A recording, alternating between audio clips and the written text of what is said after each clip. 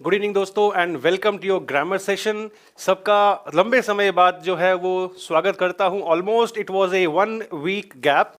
कोई बात नहीं दोस्तों, शायद जितना जितना हाँ हमने लास्ट क्लास तक पढ़ा था, I remember we completed till the basic structures of tense, right.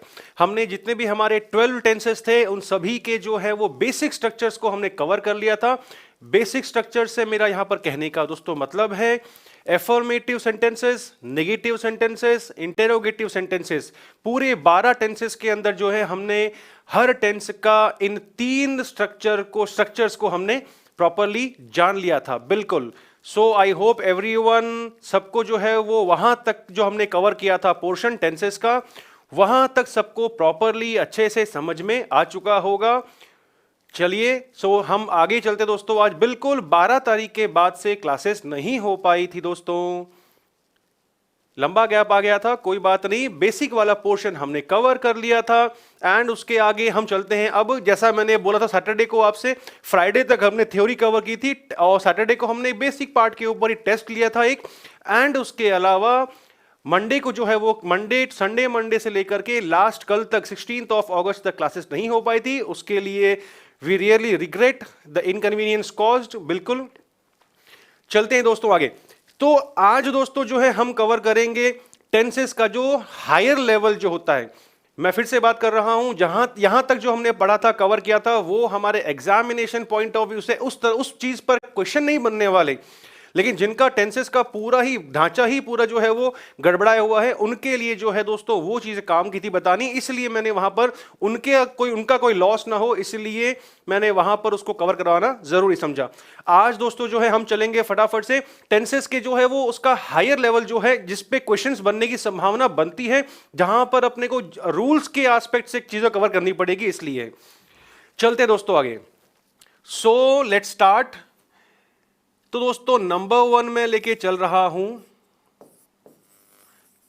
सबको मेरी तरफ से good evening and welcome.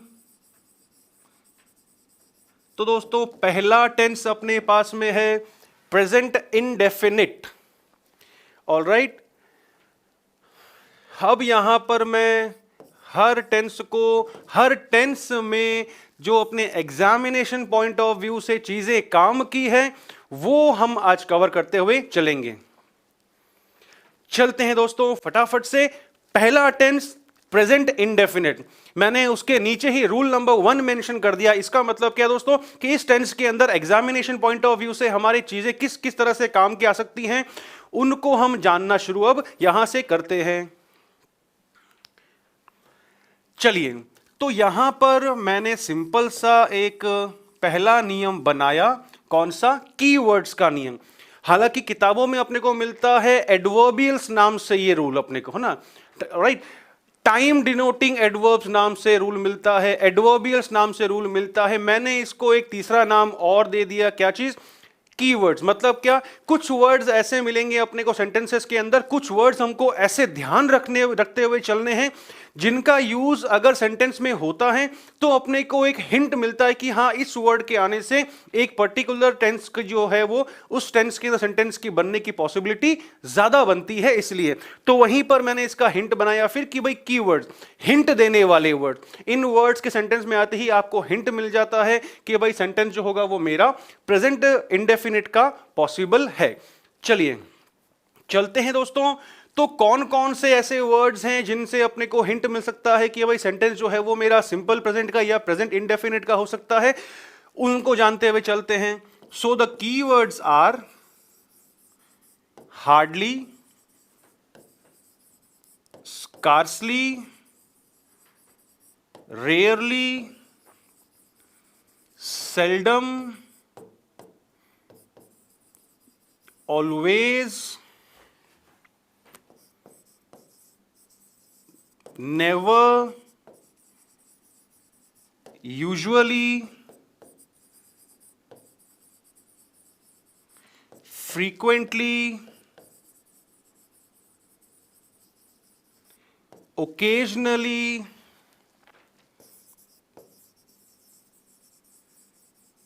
generally, often and every से बनने वाले, जैसे जैसे मैंने बोला एवरी डे, जैसे जैसे मैंने बोला एवरी वीक, जैसे जैसे मैंने बोला एवरी मंथ, जैसे मैंने बोला एवरी ईयर, एवरी जनवरी, एवरी फरवरी, एवरी संडे, हम उनको भी यहां लिख लेते हैं, एवरी संडे, हर संडे को। एक और एग्जांपल ले लिया मैंने मंथ को लेकर के, एवरी जनवरी, एटसेट्रा। तो दोस्तों कुछ ये हमारे ऐसे वर्ड्स हैं जिनका यूज होते ही अपने को हिंट मिलता है कि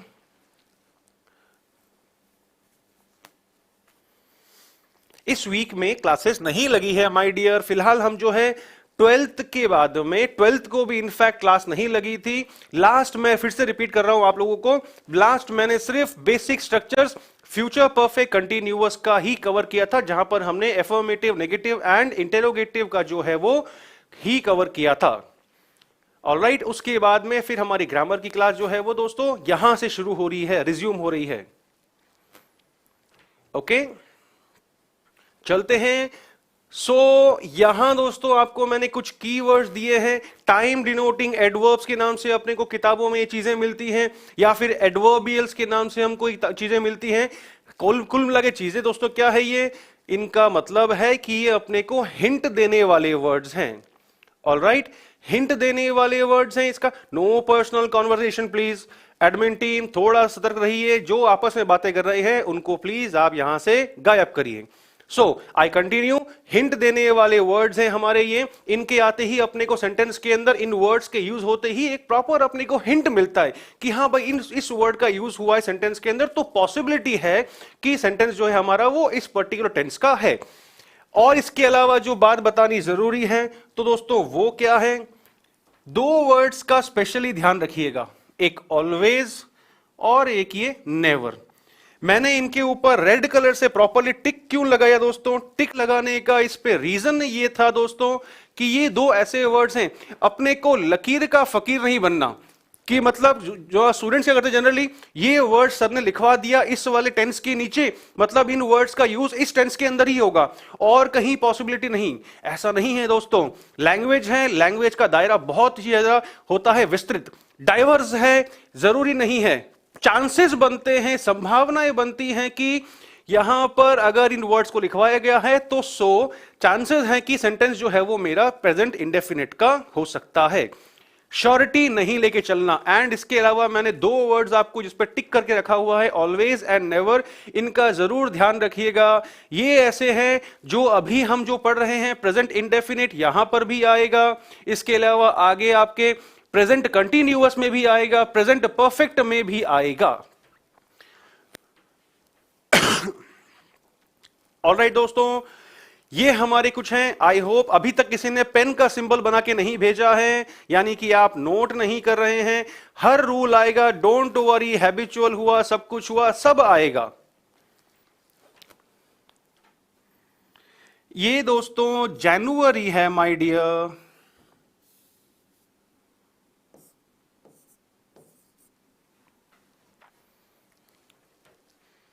ऑलराइट।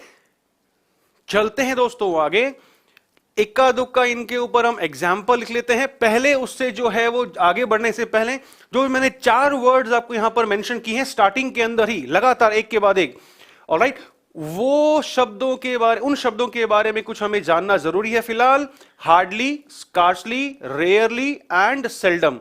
दोस्तों ये चारों जो हैं दोस्त ध्यान रखना, नेगेटिव मीनिंग देने वाले वर्ड्स हैं। इनका मीनिंग होता है न के बराबर, मुश्किल से। जब भी ऐसे ये चारों में से अपने को कोई भी वर्ड लगा हुआ मिल जाए, सेंटेंस का मीनिंग नेगेटिव होगा, लेकिन सेंटेंस का स्ट्रक्चर नेगेटिव नहीं कहलाएगा। मेरी बात ध्यान रखिएगा। इन चारों में से शुरुआत के जो 4 वर्ड्स हैं, चारों में से हमें कोई भी वर्ड अगर एग्जाम्पल में सेंटेंस में लिखा हुआ मिल जाता है, सेंटेंस का मीनिंग नेगेटिव होगा, लेकिन सेंटेंस का स्ट्रक्चर नेगेटिव नहीं होगा। मुश्किल से न के बराबर इनका मीनिंग है। चलते हैं दोस्तों आगे। यहां तक जान लिया हमने, चारों वर्ड्स के बारे में जान लिया। ऑलवेज, अच्छा चारों का मीनिंग मुश्किल से न के बराबर, ऑलवेज का मीनिंग सबको मालूम है पहले से, हमेशा। नेवर का मीनिंग सबको मालूम है, कभी नहीं। यूजुअली का मीनिंग आमतौर पर, फ्रीक्वेंटली का मीनिंग बार बार, ओकेजनली का मतलब कभी कभार, जनरली सामान्यतः, ऑफन प्राय, और बाकी जितने भी एग्जाम्पल्स हैं मेरे ख्याल से सबको उनका मीनिंग मालूम होगा। एवरीडे हर दिन, एवरी वीक हर सप्ताह, एवरी मंथ हर महीने, एवरी ईयर हर साल, एवरी संडे हर रविवार, एवरी जनवरी हर जनवरी। ऑलराइट, यहां पर कुछ भी ऐसा नहीं है दोस्तों जिसको मैंने डिस्कस नहीं किया हो। आई होप यहां तक जो है सबको समझ में आ चुका होगा। अब मैं एक दो एग्जाम्पल लिख लेता हूं यहां पर फटाफट से। जैसे मैंने बोला,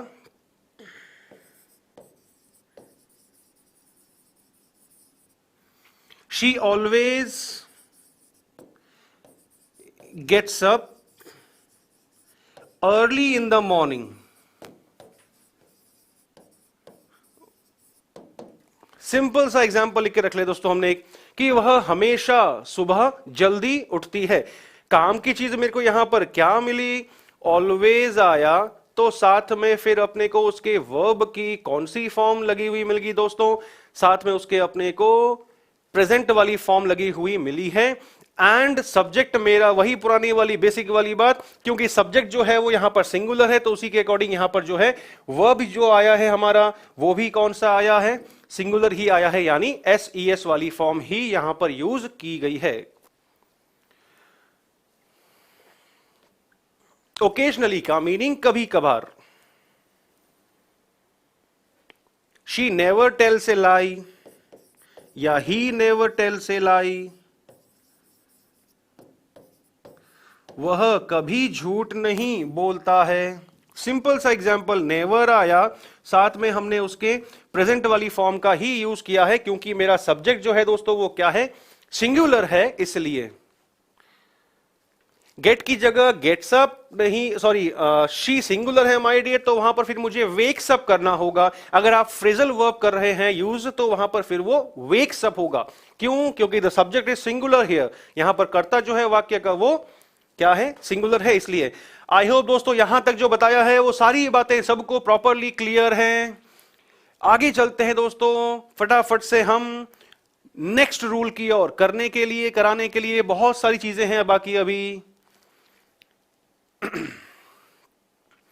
डाइड ऑफ को लेकर के हम डिस्कशन पहले कर चुके हैं। प्लीज जो है प्रेपोजिशंस वाले जहां पर हमने चीजें पढ़ी थी, उन वाली चीजों को आप एक बार याद करें, उन वीडियोस को देखें प्रॉपर्ली एक बार जरा, आपको प्रॉपर्ली सारी बातें वहां पर मालूम चल जाएगी। प्रेपोजिशंस के टॉपिक को यहां डिस्कस करना मतलब it's wastage of time my dear. चलिए दोस्तों हम मूव करते हैं हमारे प्रेजेंट इंडेफिनिट के अंदर ही नंबर 2 की ओर। और इस टेंस को मैं कहां कहां यूज कर सकता हूं ग्रामेटिकली करेक्ट होते हुए। So the second rule says कि यूनिवर्सल ट्रुथ्स के लिए भी, इस टर्म का दोस्तों हिंदी मीनिंग क्या है, अब सार्वभौमिक सत्य। सबको मालूम है कि हाँ भाई इसको कहते हैं। आर्टिकल्स जब चैप्टर हमने कवर किया था तब मैंने आपको बताया था कि हाँ भाई ये यूनिवर्सल ट्रुथ का एक्चुअल, अगर मैं बोलूं कि इसको डिफाइन करो, इसका हिंदी मीनिंग क्या होता है, अगर मैं वो ना पूछते हुए आपसे पूछूं कि इस वर्ड का मीनिंग बताओ प्रॉपरली, इसको पूरा डिफाइन करो, तो काफी लोग जो होते हैं वो हो जाएंगे कंफ्यूज। फिर वो एग्जांपल देते हैं कि सूरज जो है वो ईस्ट में उगता है, सूरज जो है वो वेस्ट में डूब जाता है। ये सारे एग्जांपल जो हैं वो इसके हैं। लेकिन मैं तो पूछ रहा हूं कि इस टर्म को डिफाइन करने के लिए अगर मैं बोलूं कि यूनिवर्सल ट्रुथ को डिफाइन करो, इसको परिभाषित करो, तो फिर क्या होगा? काफी लोगों को इस चीज के बारे में मालूम नहीं है। दोस्तों यूनिवर्सल ट्रुथ मतलब होता है वे तथ्य जो सभी जगह पर, हर जगह पर मान्य होंगे। मतलब क्या दोस्तों, जिन चीजों पर, जिन घटनाओं पर समय और स्थान का कोई भी प्रभाव नहीं पड़ता है, उन्हें कहते हैं हम सार्वभौमिक सत्य, इंग्लिश के अंदर यूनिवर्सल ट्रुथ। कोई भी एक्शन ऐसा है जिसके ऊपर प्लेस एंड टाइम का कोई भी इफेक्ट नहीं है, क्या कहलाएगा? ये वाला। अब जैसे मैंने इसका कॉमन सा इसका एग्जांपल मिलता है कि भाई the sun rises in the east, हम उसी एग्जांपल को कवर करते हैं यहां पर। The sun rises in the east, एक और इसी के जैसा, the sun sets in the west. यहां पर दोस्तों एक सबको ये एग्जांपल बच्चे बच्चे को मालूम है, यहां पर जो भी क्लास को अटेंड कर रहा होगा मेरे ख्याल से सबको मालूम होगा, लेकिन ये दो एग्जांपल जो है इस वाली जगह पर, इस वाली कैटेगरी के अंदर हमने यहां पर क्यों रखा, क्योंकि 10 साल पहले, 100 साल पहले भी दोस्तों क्या था, जो सूरज जो था वो ईस्ट में ही, ईस्ट से ही निकल रहा था। ऑलराइट, एंड इसके अलावा क्या था मामला, 10 साल, 100 साल, 500 साल पहले भी क्या हो रहा था, सूरज जो है वो पश्चिम में ही डूब रहा था। तो इन घटनाओं पर, जिनके ऊपर अब अगर मैं बोलूं कि इंडिया के अंदर सूरज जो है वो पूरब से उगता है, पश्चिम में डूब जाता है, क्या मैं किसी और देश में चले जाऊंगा तो वहां पर क्या पूरब में डूबेगा, पश्चिम में उगेगा? नहीं। Place and time don't affect, यानी कि स्थान और समय का इन घटनाओं पर कोई भी असर, कोई भी प्रभाव नहीं पड़ेगा। तो दोस्तों कुल मिला के सीधी सी बात यहां पर कौन सी, कि जिन घटनाओं पर समय और स्थान का कोई भी असर नहीं होता है, कोई भी प्रभाव नहीं पड़ता है, उन्हें हम कहते हैं सार्वभौमिक सत्य, इंग्लिश में कहते हैं यूनिवर्सल ट्रुथ। और यूनिवर्सल ट्रुथ के एक्शन जितने भी होंगे उन सब का टेंस जो है दोस्तों किस में आएगा, सिंपल प्रेजेंट में ही आएगा, यानी कुल मिलाकर के वर्ब की फर्स्ट फॉर्म या फिर फिफ्थ फॉर्म, यानी कौन सी वाली, एस वाली फॉर्म को ही हम काम में लेंगे। बिल्कुल, the earth revolves around the sun. एक और सिंपल सा एग्जाम्पल लिख लेते हैं।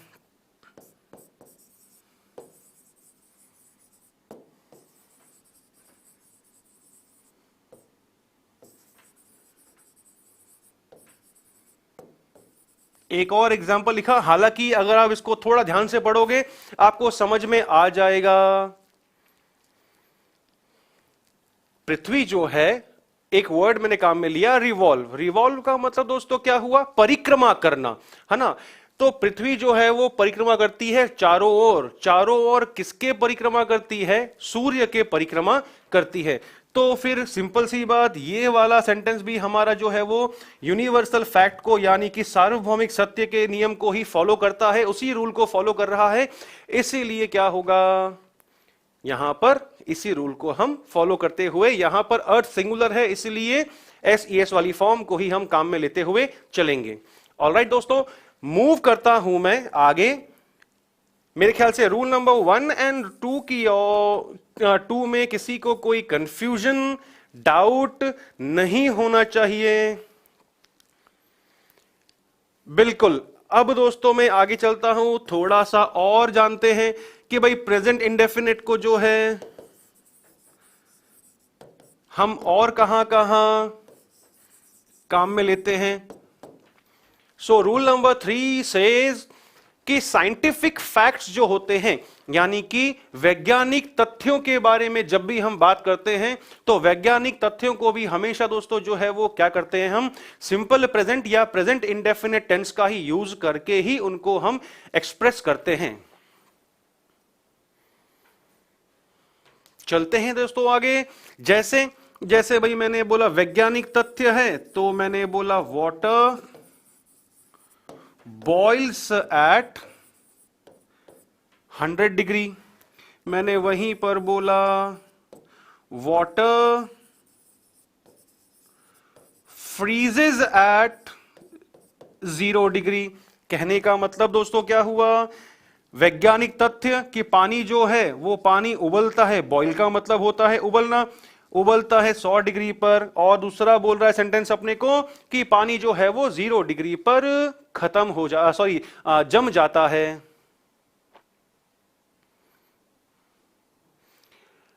सिंपल सिंपल सा दोस्तों एग्जांपल, एक और मैंने एग्जांपल बोला, वुड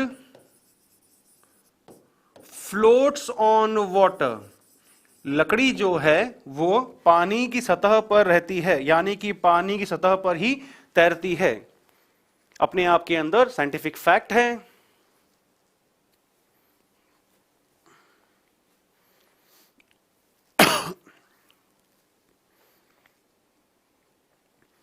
यहां तक रूल नंबर 3 में दोस्तों किसी को कोई कंफ्यूजन? ना तो आज पेन का सिंबल आ रहा है, ना तो आज थम्स अप का सिंबल आ रहा है, क्या बात है? सब ज्यादा बिजी हैं या फिर मामला क्या चला गया? हालांकि जो है सारे कमेंट्स जितने भी आ रहे हैं सब के सब टॉपिक्स से रिलेटेड ही आ रहे हैं, दैट्स गुड।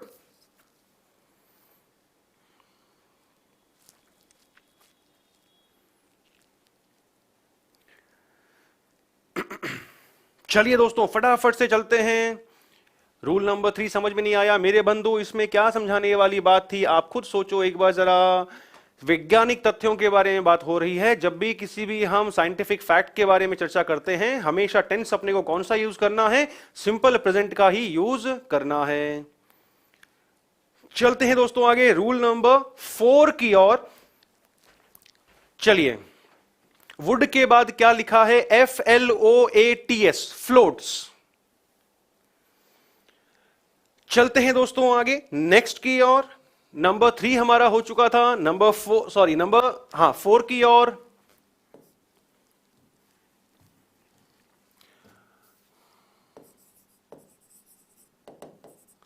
रूल नंबर 4 मेरे को कहता है दोस्तों कि जब भी हम बात करें प्रोवर्ब्स की, मुहावरे, कहावतें, जब भी बात होती है कहावतों की या मुहावरों की, तो मुहावरों को दर्शाने के लिए भी, एक्सप्रेस करने के लिए भी हमेशा जो हम टेंस काम में लेते हैं वो कौन सा होगा?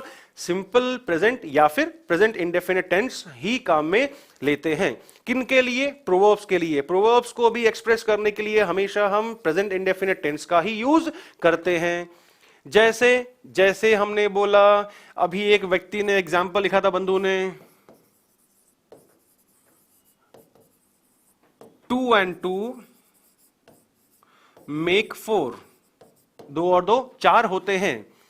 और इसके अलावा जैसे मैंने बोला,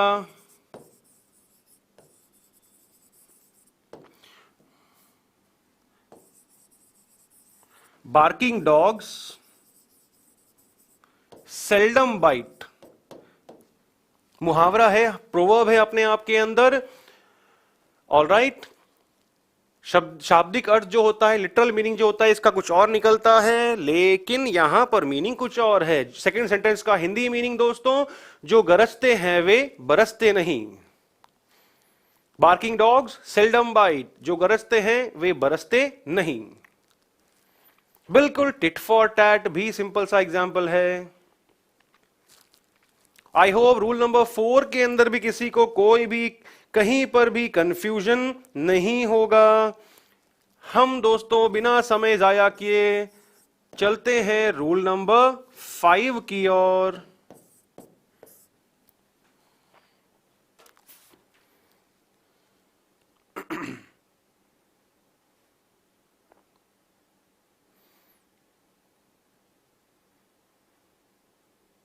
चलते हैं दोस्तों नंबर 5 की ओर।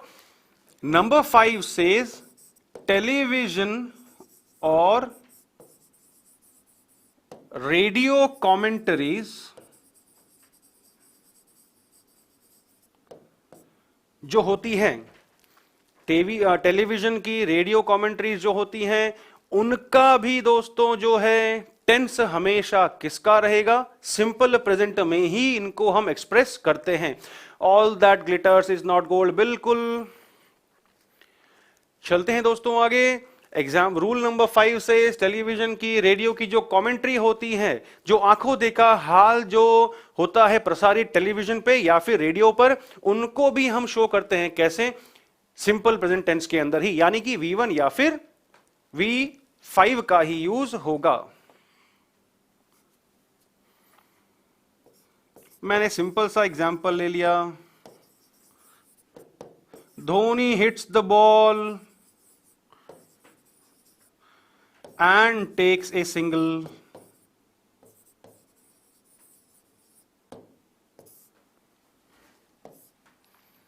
सिंपल सिंपल दो घटनाओं को मैंने जोड़ दिया एंड से, दोनों का टेंस सेम है।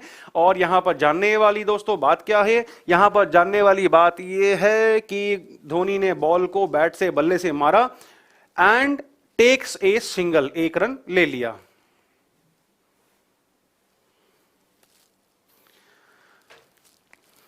आप अभी भी कंफ्यूज हो रहे हैं, मैंने रूल नंबर 1 के अंदर बार बार ये बात रिपीट करी थी कि हमेशा इन वर्ड्स को अपने को लकीर का फकीर होके नहीं चलना है, हमेशा इन वर्ड्स का यूज इसी टेंस के अंदर होगा, जरूरी नहीं है। मैंने क्या बोला था शुरू में दोस्तों, मैंने शुरू में बोला था कि चांसेस जो हैं वो बढ़ जाएंगे कि हां इस टेंस में इसका यूज है, कहीं ना कहीं पर अपने को हिंट देने वाले वर्ड्स हैं।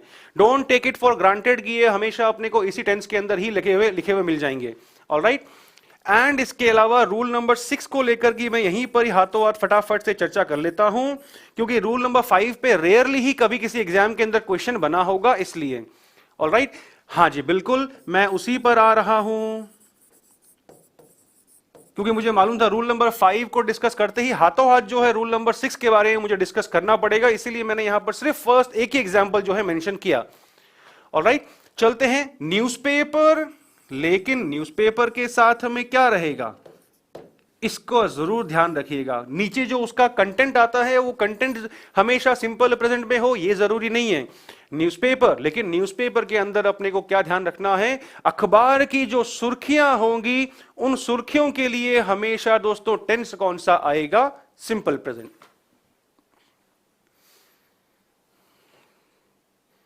चलते हैं दोस्तों आगे, कंफ्यूज नहीं होना है अपने को माय डियर। चलते हैं न्यूज़पेपर हेडलाइंस के लिए, जैसे जैसे मैंने बोला। अच्छा, यहां पर भी एक इंटरेस्टिंग बात जानने की जरूरी है, बताऊंगा मैं। Petrol price rises from midnight. मेरे ख्याल से इसका सेंटेंस का हिंदी जो है वो आपको इजीली समझ में आ चुका होगा। The sentence is petrol prices नहीं होगा, yes, petrol price rises from midnight. मैंने वहां पर जो है वो सब्जेक्ट मेरा अनकाउंटेबल है, इसीलिए वहां पर मैंने यूज किया SES वाली फॉर्म, राइज का 5th form rises from midnight. बहुत दोस्तों सिंपल सा एग्जांपल लिया हुआ है। पूरे वाक्य का हिंदी दोस्तों मीनिंग क्या निकलता है कि भाई अब हेडलाइन है ये टेंस की, ये तो मुझे यहां पर रूल कह रहा है इसलिए मालूम चल गया, लेकिन इसके अलावा दोस्तों अपने को और क्या जानने वाली बात जरूरी है। यहां पर हेडलाइन है, अखबार की सुर्खी है, यानी कि हेडलाइन है, इसीलिए यहां पर प्रेजेंट V1 या V5 का depending on the subject use हुआ। ठीक है, वहां तो ये तो हमने जान लिया। ऑलराइट, लेकिन यहां पर अब मामला क्या है, हेडलाइंस के अंदर बात जो होती है वो या तो होती है पास्ट टेंस के बारे में या फिर होती है किसके बारे में, फ्यूचर के बारे में। जैसे जैसे मैंने बोला India wins T20 world cup. थोड़ा सा दोस्तों इसको ध्यान से समझना, मैं 2 एंगल्स को लेकर के बात कर रहा हूं। हेडलाइन है, न्यूज़पेपर की हेडलाइंस में नियम कहता है, हर किताब में अपने को यह नियम लिखा हुआ मिल जाएगा कि भाई अखबार की सुर्खियों के लिए, न्यूज़पेपर की हेडलाइंस के लिए हमेशा सिंपल प्रेजेंट वाली यानी कि V1 या फिर V5 का ही हमेशा यूज होगा। लेकिन इसमें दोस्तों जो गौर करने वाली बात है वो क्या है कि अखबार की सुर्खियां जो होती हैं, न्यूज़पेपर की जो हेडलाइंस होती हैं, वो किन घटनाओं के बारे में बताएंगी, जो कल बीता है यानी कि जो पास्ट में घटना रिसेंटली हुई है, या तो उसके बारे में चर्चा करेगी, या फिर जो घटना फ्यूचर में होने वाली है, नियर बाय फ्यूचर में होने वाली है, उसके बारे में। कॉमन सेंस की बात है भाई, अखबार में क्या आता है, जो हाल ही में घटित हुआ है उसके बारे में आता है, या फिर जो हाल ही में घटित होने वाला है उसके बारे में। तो मीनिंग वाइज तो वो पास्ट और फ्यूचर के बारे में करेगा, या तो पास्ट के बारे में बात करेगा या फिर वो फ्यूचर के बारे में बात करेगा। लेकिन मामला किस चीज का, क्योंकि वह सेंटेंस जो है एक न्यूज़पेपर की हेडलाइन है, इसलिए वहां पर हमेशा वर्ब जो आएगी वो हमेशा V1 या फिर V5 ही आएगी। ऑलराइट भाई, अब इंडिया जीत गया वर्ल्ड कप, ठीक है मैंने भी मान लिया, लेकिन क्या फ्यूचर में जीता या कल जीता इसलिए आज अखबार की हेडलाइन में आया? I hope you are able to understand. उम्मीद करता हूं समझ में आ रहा होगा। भाई पिछली रात को, पिछली शाम को वर्ल्ड कप हुआ, तभी तो जाके आज की अखबार की हेडलाइन में बना हुआ आया, या कि हाँ भाई ऐसा हुआ। ऑलराइट, चलते हैं दोस्तों आगे। आई होप यहां पर रूल नंबर 6 के अंदर जो है वो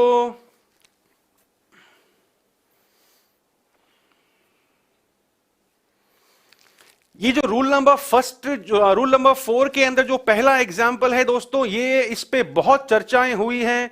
ये इस एग्जाम्पल के ऊपर काफी बार रीट भी लगी थी। अपने को ध्यान रखना है कि भाई इसमें ये हालांकि एग्जाम में आ भी चुका है, ये काफी किताबों के अंदर हमको इस एग्जाम्पल के अंदर मेक्स लिखा हुआ मिलता है, काफी के अंदर मेक ही लिखा हुआ मिलता है। हमें कंफ्यूज नहीं होना है। जो आप सोच रहे हैं वो सब्जेक्ट वर्ब अग्रीमेंट वाले टॉपिक के हिसाब से था कि भाई कॉम्प्लीमेंट्री जब भी दो चीजें बनती हैं तो उनको सिंगुलर मानते हैं, उस रूल का ये सेंटेंस नहीं है। आप हिंदी में क्या कहते हो, 2 और 2 4 होता है या 2 और 2 4 होते हैं।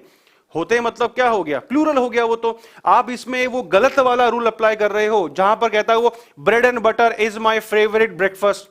ब्रेड एंड बटर को हम अलग अलग नहीं मानते, उनको हम सिंगुलर मानते हैं, कॉम्प्लीमेंट्री हैं, पूरक हैं एक दूसरे के वो। इसीलिए हम क्या करते हैं दोस्तों, वहां पर जो है वो इज लगाते हैं, slow and steady wins the race.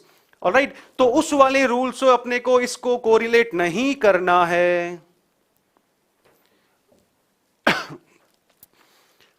I hope rule number 6 के अंदर सबको पूरी बातें जो है वो समझ में आ चुकी हैं। हमें कैसे मालूम चलेगा कि सेंटेंस जो है वो किसी न्यूज़पेपर हेडलाइन के बारे में बात कर रहा है? माय डियर, ऑप्शंस को देखना, अपने आप आंसर निकल जाएगा। जब इसकी प्रैक्टिस करवाऊंगा मैं वहां पर एक्सरसाइज के अंदर, वहां से आपको बताऊंगा मैं कि ऑप्शन में से अपने को आंसर कैसे निकालना है। बहुत टॉपिक दोस्तों इजी है, मैं स्टार्टिंग से बता रहा हूं आपको, मेरा तो फेवरेट टॉपिक है ये। इससे इजी टॉपिक मुझे कोई लगता नहीं है, पढ़ने में भी, पढ़ाने में भी और समझाने में भी। And the main thing is कि अपने को इसके अंदर आंसर कैसे निकालना है वो मैं आपको बताऊंगा प्रैक्टिस के दौरान। चलते हैं दोस्तों आगे, नंबर 7 की ओर बढ़ते हैं हम लोग दोस्तों। रूल नंबर 6 तो जो था हमारा वो प्रॉपरली आई होप क्लियर हो चुका होगा। वहां पर 7 की ओर दोस्तों बढ़ता हूं मैं।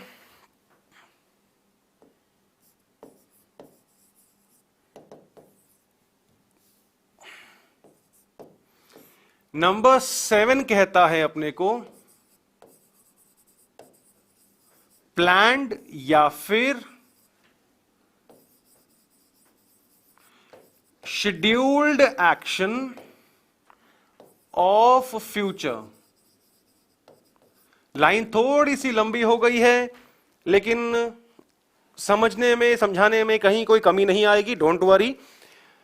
यानी कि प्रेजेंट इंडेफिनिट दोस्तों जो है,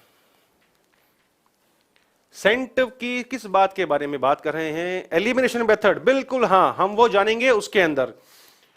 चलते हैं दोस्तों, नंबर 7 रूल अपने को कहता है, लाइन तो कह रही है कि भाई प्लान्ड या फिर शेड्यूल्ड एक्शंस ऑफ फ्यूचर के बारे में। पूरी इस लाइन का जो दोस्तों हिंदी मीनिंग है वो ये है कि भविष्य का ऐसा कोई भी काम जो हमने पहले से ही क्या करके रखा हो, प्लान करके रखा हुआ हो, या फिर उसको पहले से ही हमने शेड्यूल करके रखा हो। तो पूरी लाइन का दोस्तों हिंदी मीनिंग क्या बना भविष्य के योजनाबद्ध कार्यों को दर्शाने के लिए, नियोजित कार्यों को दर्शाने के लिए, ऐसे सभी एक्शन जिनको हमने पहले से ही प्लान करके रखा हुआ हो, उन एक्शंस को शो करने के लिए भी हम जो है प्रेजेंट इंडेफिनिट टेंस का ही यूज करते हैं। बिल्कुल हार नहीं मानने वालों की ही जीत होती है माय डियर। चलते हैं। जैसे जैसे मैंने इसका एग्जाम्पल लिखा,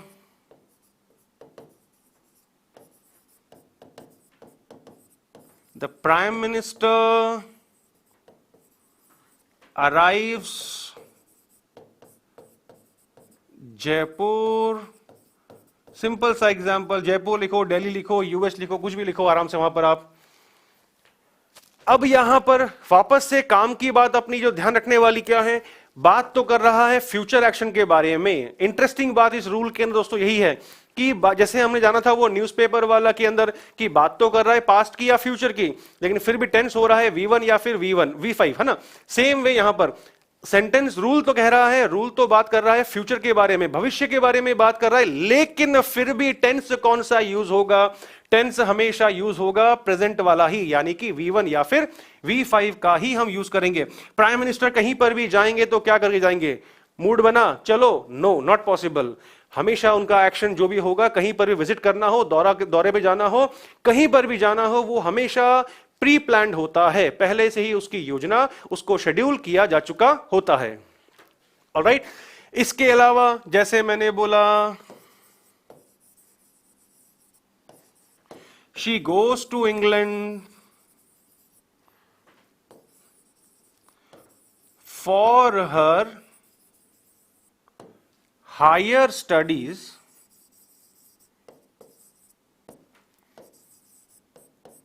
नेक्स्ट मंथ।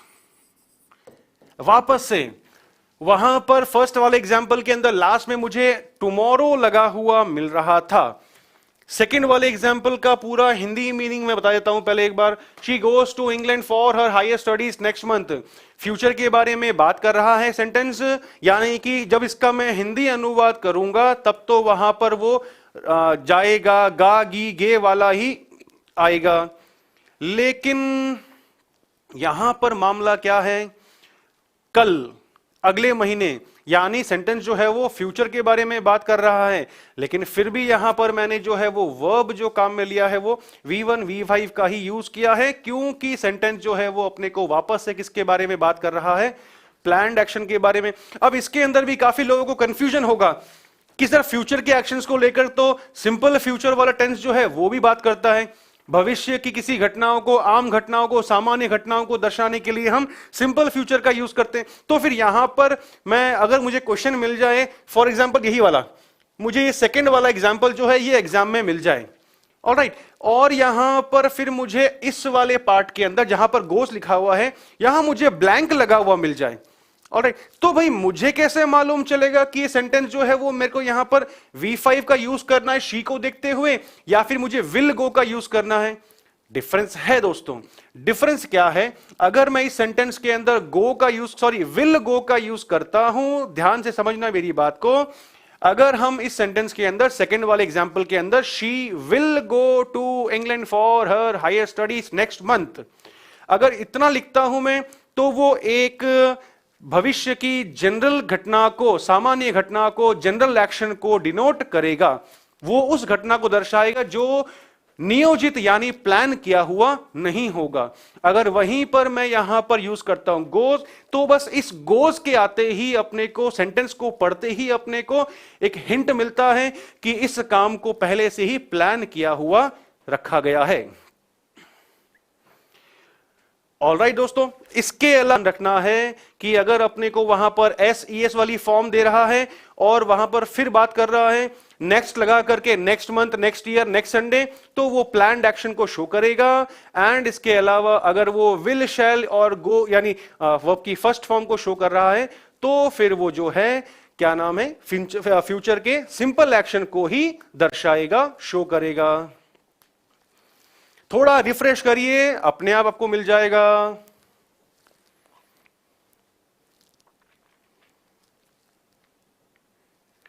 नो इश्यूज दोस्तों, थोड़ा इसको आप एक बार अपने पेज को रिफ्रेश करिए, समझ में आ जाएगा आपको अच्छी तरह से। बफरिंग नहीं होना चाहिए। मैंने ये वाली बात आपसे यहां पर करी है, ये वाली बात वापस से करूंगा जब मैं सिंपल फ्यूचर को कवर करूंगा, वहां पर भी मैं इसको दोबारा बताऊंगा।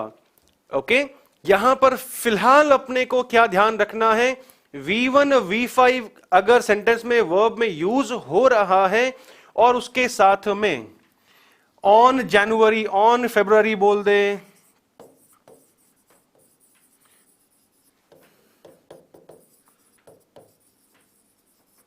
ऑन मंडे, ऑन ट्यूसडे बोल दे, या फिर सॉरी एक चीज यहां थोड़ी सी, इन, या फिर ऑन मंडे, ऑन ट्यूसडे बोल दे, या फिर नेक्स्ट लगा के दे दे अपने को, नेक्स्ट के साथ में नेक्स्ट वीक बोल दे, नेक्स्ट मंथ बोल दे, नेक्स्ट ईयर बोल दे। तो इसका ध्यान रखना, सेंटेंस जो है वो अगर इसके साथ में आप V1 या फिर V5 का यूज कर लेते हो तो फिर ये जो है प्लान्ड एक्शन को डिनोट करता है।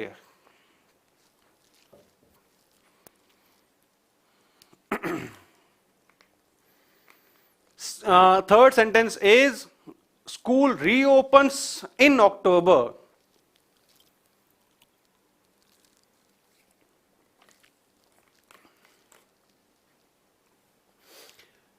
ठीक है, अगर सेंटेंस का मैं यहां पर हिंदी अनुवाद करता हूं तो आप इसका फिर इसका निकलेगा मीनिंग कि भाई स्कूल जो है वो दीपावली छुट्टी के, मतलब इसका इनडायरेक्टली मीनिंग ये निकल रहा है कि दीपावली के बाद जो है स्कूल दोबारा खुलेंगे। कब खुलेंगे? अक्टूबर में खुलेंगे। हाँ जी बिल्कुल, सेंटेंस बुक के अकॉर्डिंग दोनों राइट हैं, depending on the options that we are getting in exam. हमारे कोर्स कंप्लीटली इस पे डिपेंड करेगा ऑप्शन के ऊपर।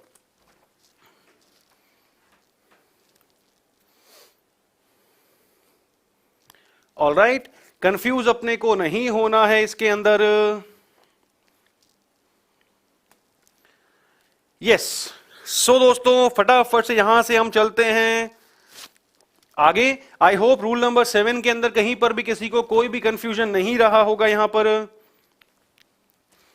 मूव करते हैं दोस्तों हम लोग फटाफट से नंबर 8 की ओर।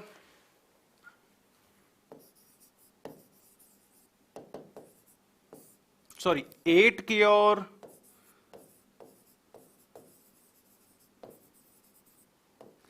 पोजीशन, पोजीशन मतलब क्या निकलता है दोस्तों इसका meaning?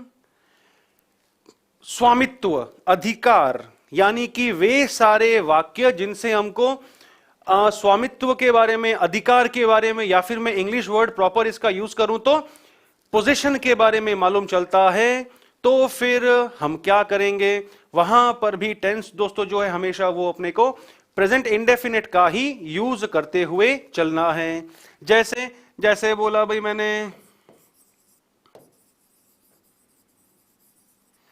He belongs to India, वह इंडिया से है, टेंस कौन सा यूज किया? एक और मैंने बोल दिया,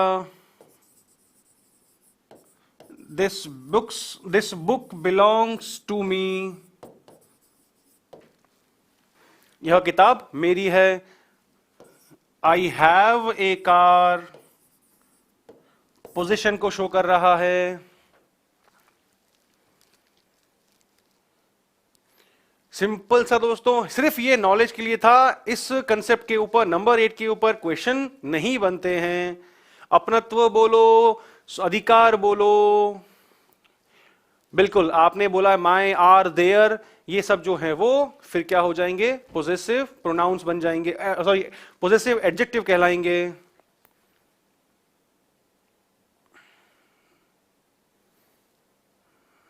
चलते हैं दोस्तों आगे, यह पुस्तकें मेरी है, बिल्कुल हाँ जी।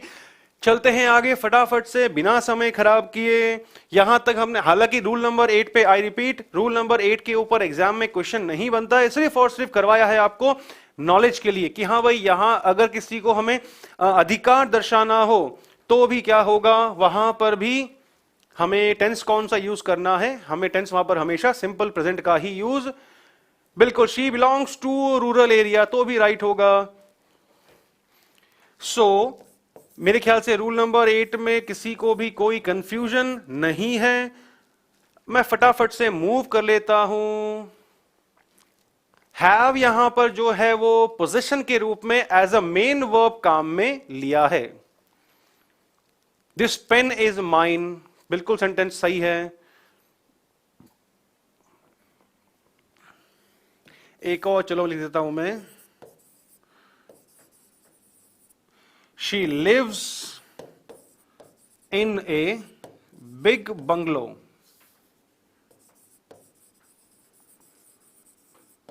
वह एक बड़े से बंगले में रहती है।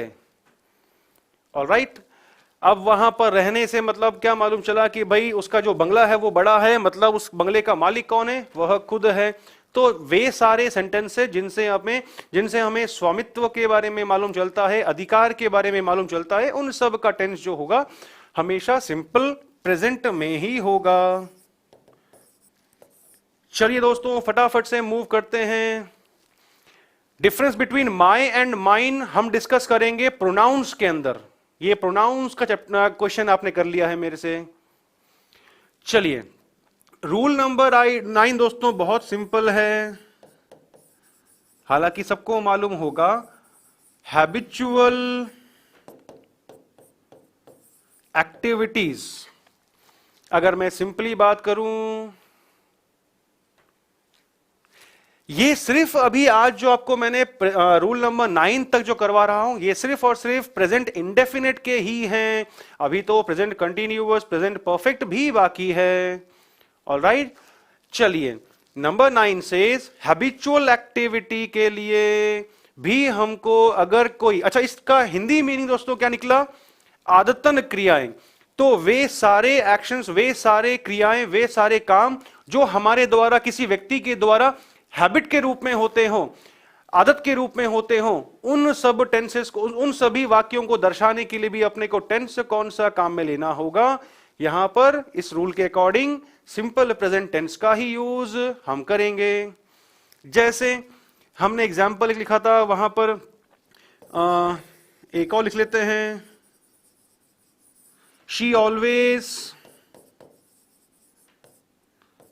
Speaks the truth.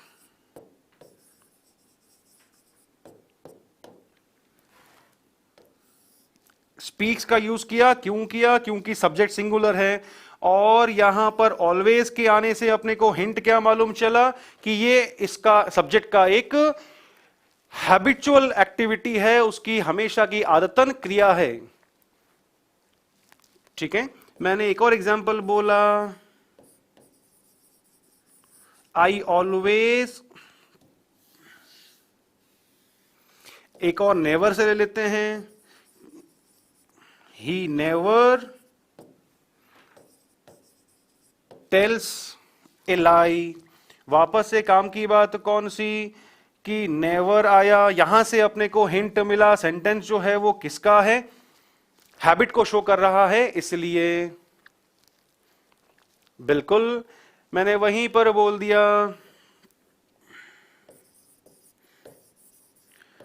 We go to cinema every week. हम हर सप्ताह सिनेमा जाते हैं। सेम वही कहानी दोस्तों, कौन सी वाली कि यहां पर गो का यूज किया। गो का यूज क्यों किया? क्योंकि हमारा सब्जेक्ट जो था वो था प्लूरल, और साथ में हिंट अपने को वहां पर कि ये हैबिचुअल एक्शन है। कैसे मालूम चला? लास्ट में वाक्य के अपने को, सेंटेंस के एवरी वीक मेंशन करा हुआ है। तो दोस्तों यहां तक की हमारी जो रूल नंबर 9 तक की कहानी थी। आज की पूरी क्लास, आज का पूरा सेशन, वो पूरा का पूरा फोकस था प्रेजेंट इंडेफिनिट टेंस के ऊपर, जहां पर एग्जामिनेशन पॉइंट ऑफ व्यू से कौन कौन से रूल्स काम के थे वो आपको मैंने पढ़ाते समय ही डिस्कस कर दिए थे आराम से। इसको मैंने, कल हम शुरू करेंगे प्रेजेंट कंटिन्यूअस वाले के जो है जितने भी काम के रूल हैं। डोंट टेक इट कि हाँ भाई यहां पर हमारा टेंस पूरा हो गया या यहां पर अपना प्रेजेंट टेंस पूरा हो गया। नो, नंबर 9 तक मैंने सिर्फ आपको एग्जामिनेशन पॉइंट ऑफ व्यू से ही बातें बताई हैं। प्रेजेंट इंडेफिनिट के अंदर कौन कौन से रूल्स पे, कौन कौन से पहलुओं पे क्वेश्चंस बन सकता है। हैबिचुअल एक्शन का हिंदी मीनिंग पूछ रहे हैं, आदतन क्रिया, ऐसा कोई भी काम जो फिर क्या हो, हैबिट के रूप में करते हैं। बिल्कुल, ये अपने आप के अंदर एक एक्सेप्शन है कि ट्रुथ के पहले द आता है, लाई के पहले ए आता है। ऑलराइट, यहां तक दोस्तों आई रिपीट, सिर्फ हमने जो है क्या करा, हमने सिर्फ प्रेजेंट इंडेफिनिट पर ही फोकस किया है आज के लिए। ऑलराइट, कल हम शुरू करेंगे प्रेजेंट कंटिन्यूअस के जो सारे रूल्स हैं उनको लेकर के। आई होप, बिल्कुल हाँ जी, कल संडे है तो भी कल क्लास लगेगी, क्योंकि आपका इस वीक जो है वो बहुत ज्यादा लॉस हुआ है। करीब करीब 3-4 डेज क्लासेस अपनी नहीं लग पाई थी, हॉलीडेज थे, इसलिए से कोई बात नहीं। कल शाम को, कल इवनिंग 6 o'clock फिर से मिलते हैं। Till then, thank you so much. Click on the subscribe button to subscribe to our channel. Press the bell icon on the YouTube app and never miss another update. Download eUtkarsh app from Google Play Store. eUtkarsh app is one-stop solution for your competitive exam preparation. With lots of unique and amazing features like create your own custom test, add YouTube videos in app library, add web reference link. For quick revision, make your own custom flashcards. For each chapter, you can give online test and analyze your performance. So download eUtkarsh app now.